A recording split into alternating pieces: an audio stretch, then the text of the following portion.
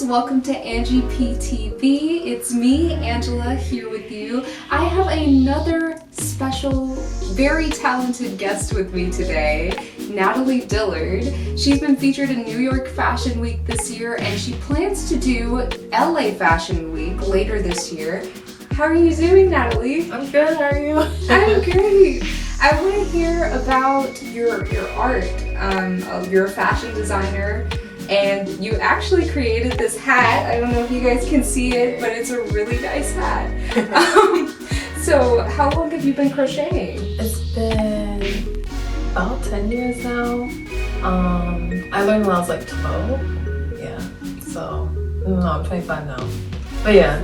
Where did that passion come from? Like I learned at there was a church we used to go to, my mom and I and my sister, and there was a knitting club there with a bunch of old ladies, and they would just sit and knit and crochet and just gossip a lot, honestly. But yeah, my mom would take me there, and then they taught me how to crochet and knit, and I just picked it up real fast. So, and then I made a dress for my stuffed animal or something, and then. But after a while, I stopped for a while and started back up in college because I was really depressed, and crocheting just really made me happy, and knitting, and yeah, so. Yeah, we all need a creative outlet, for sure. Yeah. Was it kind of a passion for you, and then people were you're really good at this, actually? Yeah, well, it was more just a hobby, just something to keep my mind off of what was going on in my life at the time. I was really stressed out, and it just completely took me away from that. And then I started making hats for my classmates, and they would buy for $5 a hat. I make a little money. Yeah, so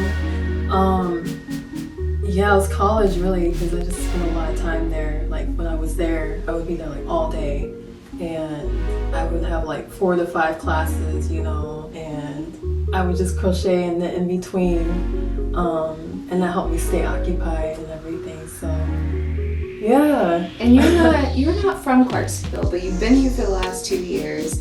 You're actually from Detroit, right? Yeah. So did you grow up there? What was life like in Detroit? Well, there's a place called Troy that's 30 minutes from Troy. And that was where I grew up there for the majority of my life. And then we moved to Detroit, when I got into high school. So, it was nice. I love Detroit.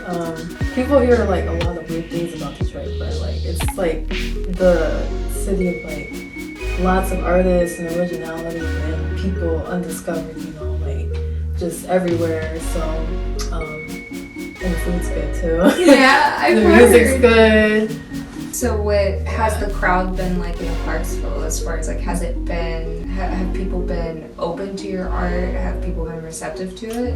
Yeah, I think it's more so now that I've been getting more out of my comfort zone.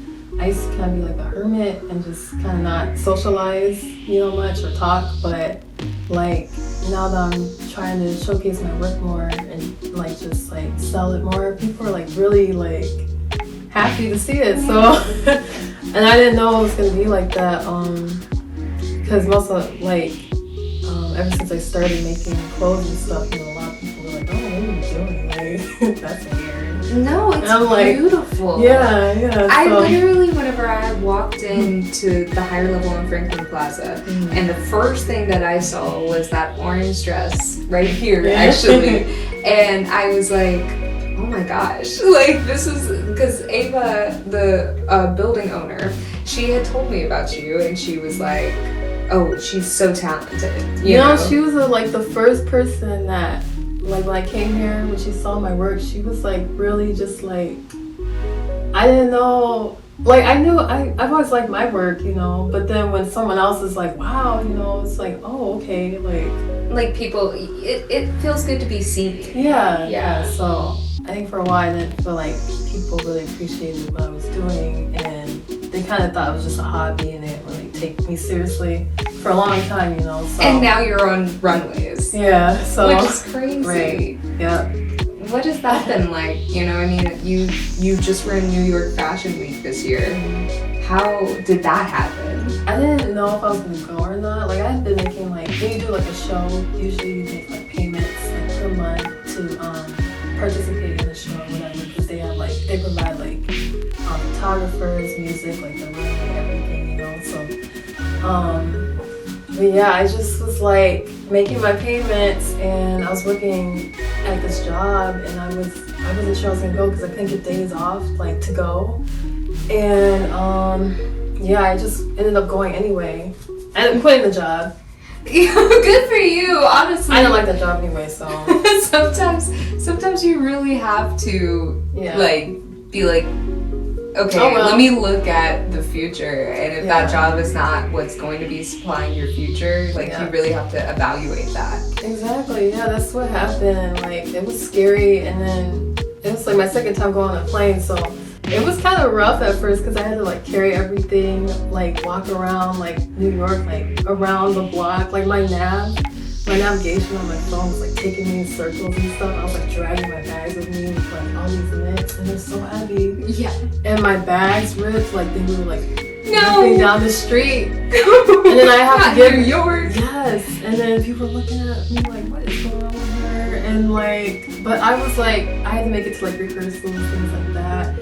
And you know, it was like the most amazing experience at the same time. Like it was tough, but it was like, well, like oh, like this is what I'm capable of doing, you know. And it really helped me to believe in myself more, and you know, take more risk, you know. And then when the time came to just showcase my work on the runway, it was just the best feeling ever, and I was just so happy, like, so yeah, it's very rewarding. Yeah, I'm sure. I think that a lot of times people think that if you're talented at a craft that you just like kind of came out the womb that way. Yeah. And it's more than just talent. It's like the confidence that you have to have in yourself to believe in yourself and get your work out there. Exactly. And that happens for a lot of people in different ways. Mm-hmm. What kind of helped you? Definitely meditating. Like really just reading about like other like people, successful people, especially like for example like Andre Leontali. He's a fashion icon in the fashion community, and like he went through so much like just to get to where he was at. He's like the reason why there's so many like black people now on the cover of Vogue and in Vogue. So like, and he went through a lot of challenges, and he overcame a lot, you know. And then it's definitely like books I've read on people, or like Thich Nhat Hanh. I don't know if I'm saying it right, I'm sorry. Like, no, you're good. He's a Buddhist monk, and like he's been through so much. Like he's been through like war and all kinds of like different experiences in life, and all this, you know, he just like stayed true to himself. And now he's like known worldwide, and he's helping people. And like even me reading his books and listening to his books, it just has brought me so much happiness and peace, and helped me to really just find peace with myself, you know. So like it's just, yeah, definitely people who have, you know, you see as very successful, but then when you read about their story, it's like, wow, like the things they had to do to get there. Yeah. So, yeah. Everybody sees the results. They never see what goes into that. Exactly. They don't see like the hard work or the nights you stay up really late, you know, working on your craft, you know, trying to master it, or like even people who might be hating on you, you know, or which can happen, you know. Yes. All the time. So. And so for one of these knits back here, I know this long rainbow dress you told me about. It was the first dress you ever made, correct? Yes. And how long did that take you to knit? Like I used to just make stuff. I was in my room like every day. I would like go to work, and then I would just come home and just work on this. So it took me about maybe like a week or two maybe. what was the inspiration behind it? Because I see it's very vibrant. They've got a lot of colors in here, you know. I have no idea. I saw the yarn at Walmart and I was like, it's so pretty. And then I bought like one bundle of it. And then I just like, I learned about this stitch. It's called waffle stitch. And I'm like, it looks like a waffle. It's like real cute. Waffle stitch. Yeah, it's so cute. fun. And then like, I just started like, you know, using the yarn to see what it looked like with the waffle stitch. I noticed like a lot of your things too, they have either flowers or even like your business card. Yeah. It's got like fairies on it. Oh yeah, yeah. Is that like your favorite things? It is, yeah. Fairies. I love fairies.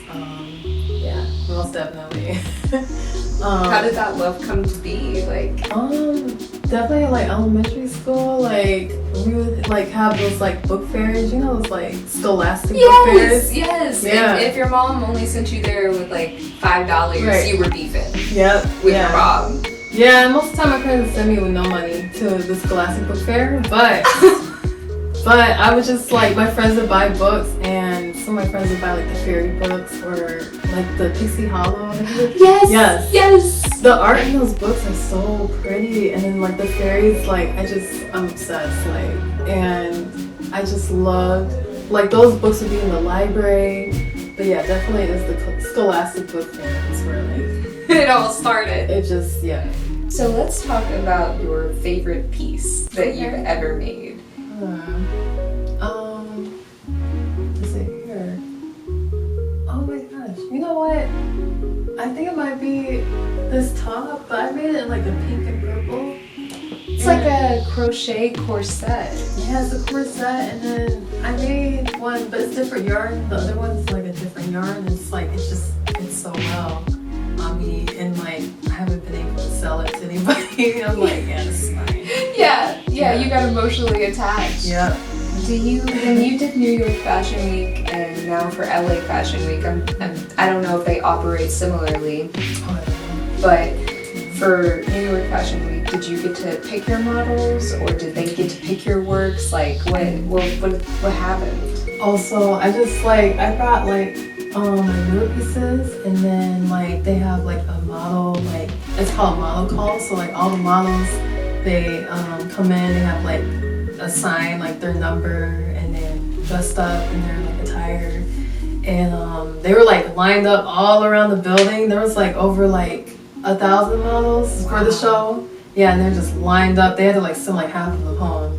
It's just sad, but yeah, we were there all day. They were like, oh, this will be like 3 hours. No, it was like an all day event. Yeah, just sitting watching everybody walk, and it can be hard because like there's so many of them, and it's like a lot of them have really good walks, and some of them like I really like picking out models who are kind of quirky, kind of like awkward, you know, because like I've been like, you relate to that? Yeah, like I'm so awkward, and like so I like that, like people are more, like awkward or look more authentic, but you know, everyone has their own like style and everything, so yeah, but I really like that for models, so yeah. So how many pieces did you get to model? I think like 15. 15? Yeah. That's a good amount. Yeah. What was the, how did people receive that? I think they were happy, yeah. People were pretty happy to see my work. Is that how you got involved with LA Fashion Week? Yes, it was, like, cause I went to New York Fashion Week, and then, like, sometimes people just see your stuff online, and then they'll just, like, reach out to you and be like, hey, would you like to be on our show? So that's what happened. I think they saw that, my stuff from New York Fashion Week, and like, okay, let's ask her, so. Oh, they reached out to you? Yeah, that's what usually happens. Yeah, usually, or if you see a show, yeah, you can also sign up as well. So, but this show coming up, it's like, it's really big, and they're gonna have like Vogue there, like Vogue Italia there. So I'm like, okay. Awesome. Yeah, you're like, I have to make a whole new collection. So that's what I'm doing now. How's that been going? It's been good. Like this summer, I experienced burnout. Like I used to just overwork myself, and yeah, that was my first time really experiencing burnout. Like I usually do experience burnout, but it lasts for like maybe like a few days, and then I'm back to like working. But it's like a months long. Yeah, so burnout. It was like, yeah. And then I realized it was, you know, divinely orchestrated. Like, it was like, okay, like, this is my time to rest. I need to really just self-reflect and figure out, like, because I didn't realize after taking that pause, which was a long pause, it was like for a few months, you know, I didn't realize all this stuff was coming in, like the boutique and stuff. And what I realized is that if I wouldn't have taken that pause, I probably wouldn't have been able to, you know, really handle some of the things coming towards me now. So, like, I was like, it's cool. And mental health is so important and so often overlooked, especially with creators, because with you being in a creative field, like, people automatically always assume, like, that you are who you present as, you know? You're always, like, happy. Like, your works, they always look so happy. Right. You know? No. I mean, same thing with me. Like, people look at me and they're like, oh, you talk to a lot of people. You must be the most extroverted socialite ever. Right. And I'm like, no. I'm gonna go home and play Animal Crossing. You know, so it's like there are always sides that people don't see, but prioritizing your mental health, and especially I like that you talked about burnout, because it's something so many people experience, and I think oftentimes they feel like people are shamed for it. Yeah, they are. Like, that's what happened to me. Like, I had to cancel shows. Photo shoots, you know, and apologize to people, but they just did not know what was going on. Like, I told them later, you know, it was like I checked into therapy and stuff, you know, like all kinds of just really taking care of myself, like, and people just don't know, you know, so that's all right. And you do take, like, pieces, like, when, you know, artists especially, you do take pieces of yourself and put it into your work. And that could become, you know, exhausting over time, you know, because you're working, like, people look at, you know, people see this and they're like, oh, this is a hat. And I'm like, no, this is labor. This is a labor of love. This is something you had to put your time and heart into. You know, and, like, maybe yellow was something you picked up by coincidence, but maybe it was something where you were like, I feel yellow today. Let's work with yellow. You know? I don't even like yellow. But it made me happy when I made that hat. It was like summertime, and I actually made that this summer. Wow. Yeah. And I was burnt out, but I made that this summer. So wow, I feel so I feel so special. Yeah, So now that you have this space at Higher Level in Franklin, you know, how long are you expected to be here? When can people come visit you? Saturdays is a good day for y'all to come in. My Instagram is just Nazzy Brand, NAZZYBRAND. Yeah, a lot of my work is like, say, like these flowers, you know, like it's something I saw like in a dream, or a lot of designs that I see or I create is something that I saw, like, you know, my dream state or something, you know, so like, and it might even have a meaning behind it. So when my website is up, I will be like, when I post a piece, I will also write like the story behind it, because some of my pieces do have stories behind it, you know, and it might actually help someone, you know, who knows, or inspire somebody. I want my work to be inspiring to others, not just something you just throw on, like, you know, so yeah. That's a good message. Well, you guys follow Natalie on Instagram at Nazzy Brands, and I will see you guys again soon. Thank you so much for watching Angie P TV. Thank Bye. You.